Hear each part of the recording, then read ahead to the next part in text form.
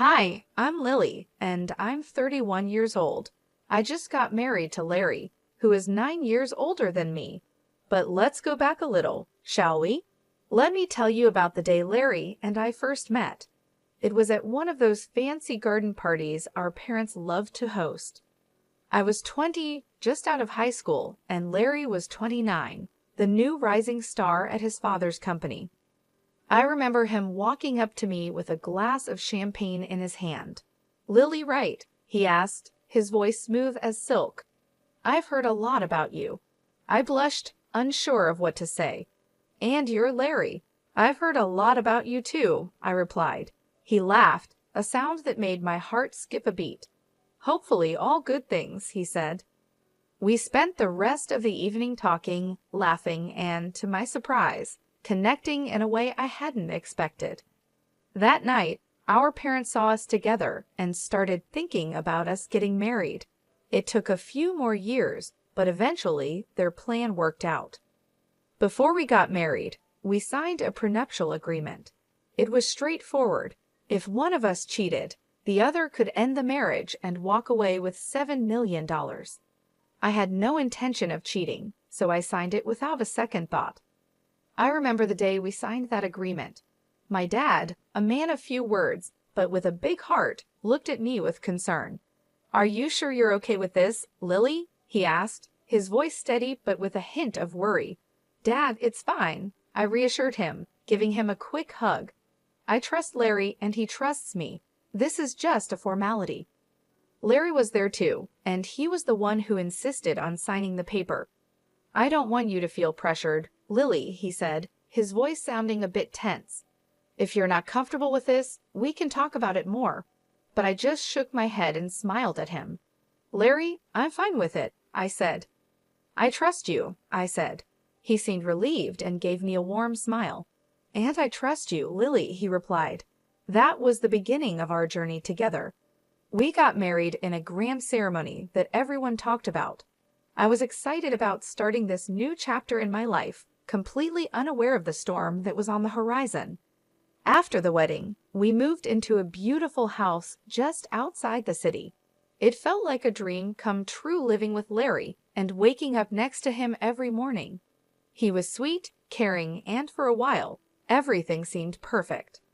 Our honeymoon was like something out of a fairy tale. We spent 3 weeks at a gorgeous beach resort, soaking up the sun and enjoying each other's company.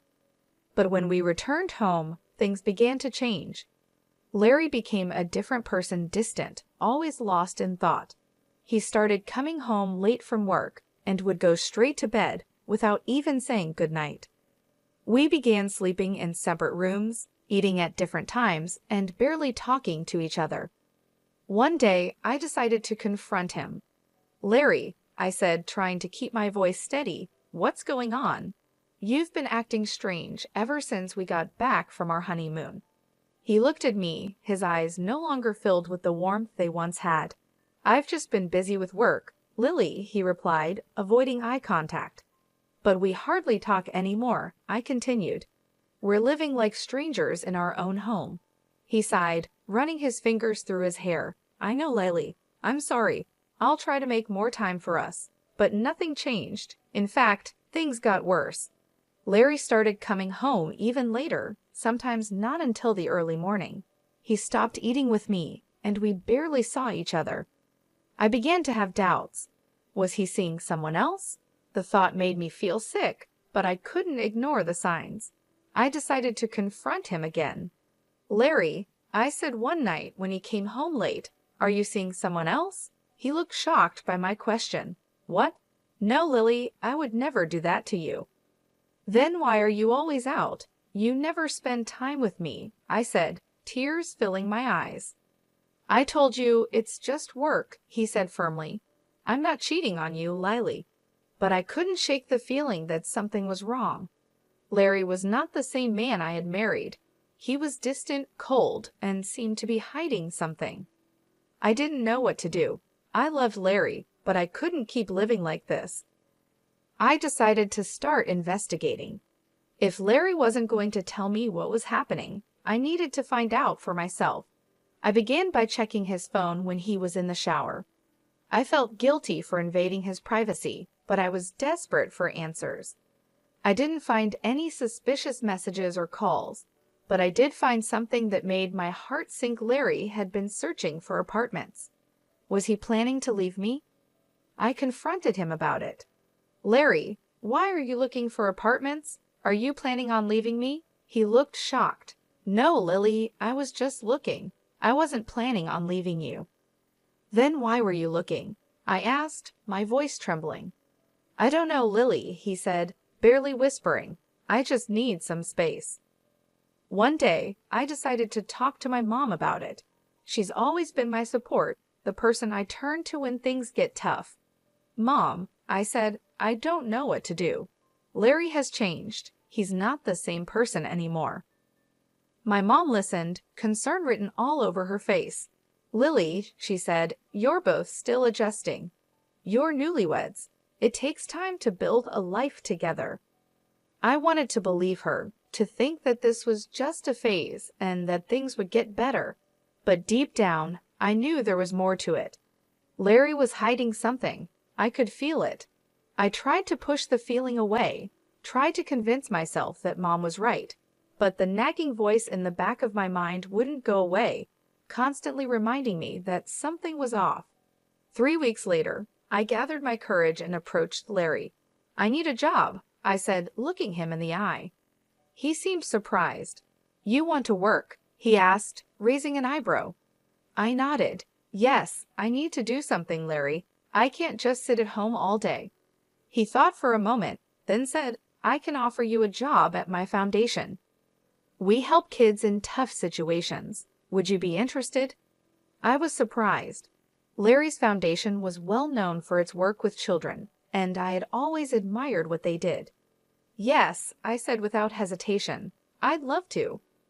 Working at the foundation was a breath of fresh air. I was busy, and I was doing something meaningful. I met kids who were strong and resilient, kids who had gone through more hardships than any child should. It was heartbreaking, but also inspiring. The job kept me busy and helped me take my mind off the problems at home. Larry and I were struggling, but at least during the day, I had something else to focus on. The work was tough and emotionally draining, but it was worth it. I felt like I was making a difference, like I was doing something important. For the first time in a long while, I felt happy. But even then, I couldn't shake the feeling that something was wrong. Larry was acting strange and distant. I couldn't figure out what it was, but I knew something was off, and I was determined to find out.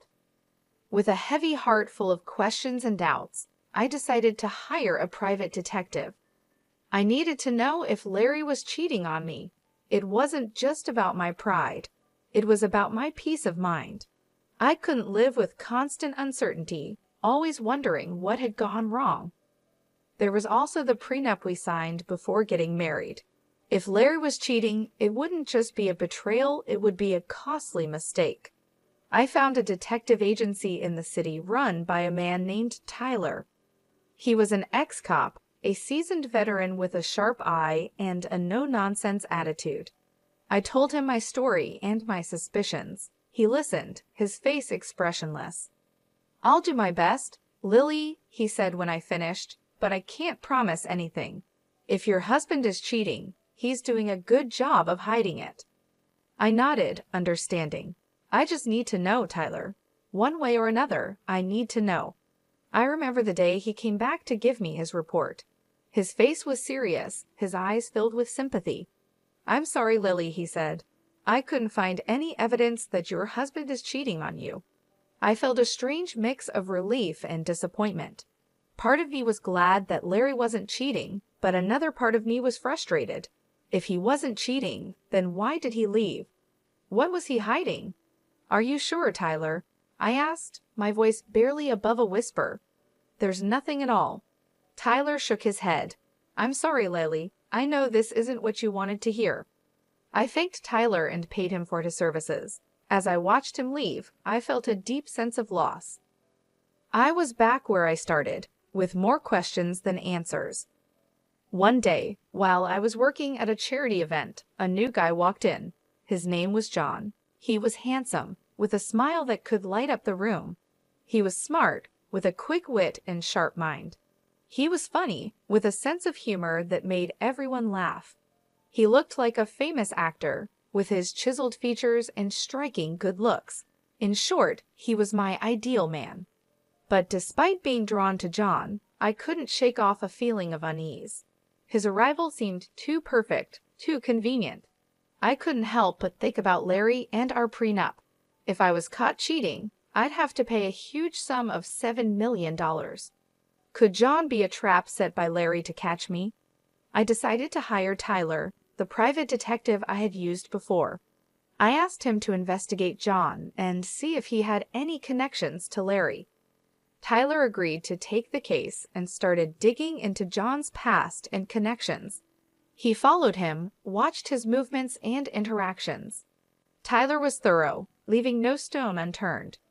In the meantime, I tried to keep my distance from John. It was hard, especially since he was so charming and attractive, but I had to be careful. I couldn't afford to fall into a trap, not when so much was at stake. One day, John asked me out for coffee. I was torn. Part of me wanted to say yes, to get to know him better. But another part of me was scared, worried about what Tyler might find. "I'd love to, John," I said, trying to keep my voice steady. "But I'm really busy right now. Maybe some other time." John seemed disappointed but didn't push. "Sure, Lily," he said, his smile fading a bit. "Some other time." I felt a pang of guilt. What if I was wrong? What if John was just a nice guy, and I was letting my suspicions ruin something good? But I couldn't take the risk, not until I knew for sure. 5 days later, Tyler came to give me his report. His face was serious, his eyes hard. "I'm sorry, Lily," he said, "but your suspicions were right. John is working for your husband." I felt a rush of emotions, anger at Larry for trying to trap me, relief that I hadn't fallen for it, and sadness that John wasn't who I thought he was. But above all, I felt a sense of vindication. I wasn't imagining things, my suspicions were real. "Thank you, Tyler," I said, my voice catching with emotion. "You've done a great job." As I watched Tyler leave, I felt a strange sense of closure. I had dodged a bullet and avoided a costly mistake. But I also felt like I had lost something, the idea of the perfect man and the hope of finding love again. It was a hard truth to accept, but I wasn't going to let it bring me down. I was stronger than that. I was determined to move on and find happiness again. I didn't need an ideal man. I just needed someone who was real and honest, and I was going to find that person no matter what. Instead of sending John packing right then, I decided to take a different approach. I chose to play along and befriend him, all while keeping my behavior above board, so Larry would have no reason to accuse me of anything. John, however, took my friendliness as a sign of something more. He started to relax, thinking he had me fooled. The irony was that he was the one being played, but I didn't let him in on the secret. I couldn't risk him running back to Larry, so I kept up the act and maintained a friendly facade. One day, I decided to take things up a notch. I asked John to join me for lunch, making it sound like a casual discussion about charity work. He agreed, with a smug smile on his face, thinking he was making progress. We found a quiet spot in the cafe. "So, John," I began, "how are you finding the charity work?" He shrugged, a confident look in his eyes. "It's good, different but good." "And Larry?" I asked, trying to keep my voice steady. "What do you think of him?" John looked surprised. "Larry? He's okay, I guess. Why?" I shrugged, trying to appear casual. "Just curious. He's a bit of a mystery, isn't he?" John laughed, clearly relieved. "Yeah, he can be hard to figure out." We continued chatting about work and life, and I made sure to keep my tone neutral, not giving him any reason to be suspicious. In the days that followed, I continued to play along, keeping up the friendly act, but never crossing the line. I was always on guard, always careful. It was a risky game, but one I was willing to play for now. One day during one of our lunch meetings, John looked at me with a serious expression. "You know, I've been thinking," John said. I raised an eyebrow, feeling a chill run down my spine. "About what?" I asked. He shrugged, looking uncomfortable. "About us, about this thing between us." My heart skipped a beat. This was the moment I had been dreading. I forced a smile. "And what is it that we have, John?" He looked at me with a hopeful expression. "I think we have something special." I felt a pang of guilt. John was falling into my trap, just as I had planned, but it didn't feel right. It didn't feel good. Still, I had to keep up the act, had to keep playing the game. So I smiled at John, a fake smile plastered on my face. "Yes, John," I said, my voice barely a whisper, "we do have something special." And just like that, the trap was set. The game was on, but at what cost? The Cold War at home with Larry was as icy as ever. We'd occasionally run into each other, exchange chilly greetings, and then retreat to our separate corners. Most nights he stayed at his apartment, claiming it was more convenient for his work. One Friday afternoon, I called John. I laced my voice with warmth as fake as his documents, inviting him over to my place. He probably thought I was finally ready to give in to his advances. Poor guy, he couldn't have been more wrong. When John stepped into my home, he was greeted not by a seductive housewife, but by my old classmate, now a stern-faced police officer. The surprise on John's face was worth every bit of it. The officer checked John's papers, and as expected, they were as fake as a $5 bill. Now it was my turn to make a move. I offered John a choice. He could either stick with Larry and face the consequences of his fake documents, or he could switch sides and work for me. John's eyes darted between me and the officer, and after a moment of silence, he nodded. He agreed to my deal. Checkmate, Larry. With that, the real game began. I had Larry's pawn now playing on my side, but I knew this was just the beginning. Larry was a crafty man. He wouldn't go down without a fight.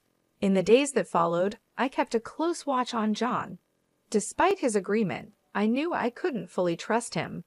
He was a wild card, a potential threat, but for the time being, he was a useful one. One day, I called John to my office. "We need to talk," I said, my tone serious. He looked at me, a hint of unease in his eyes. "About what?" "About Larry," I replied. "I need to know everything, his plans, his strategies, everything." John hesitated, then nodded. "Okay, I'll tell you everything." I knew I had my insider, and my counterattack was ready. But this was just the beginning. The real battle was still ahead.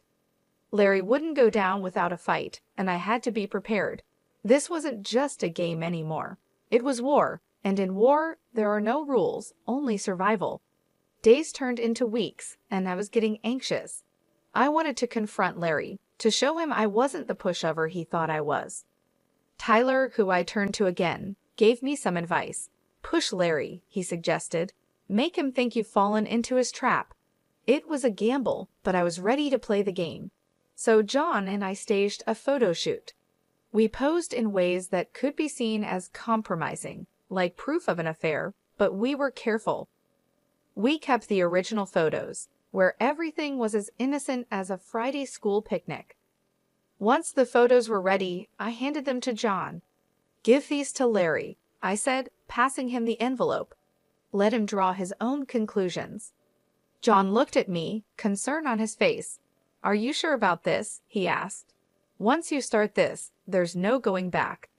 "I know," I replied, my voice firm, "and I'm ready." The very next day, Larry was all smiles at dinner. He thought he'd caught me, that he had the upper hand, but he didn't say a word about it. I wasn't worried. I knew what was coming, and I was ready. Meanwhile, Tyler was on the case, digging up dirt on Larry and finding all the evidence we needed. He was good at his job, and I trusted him.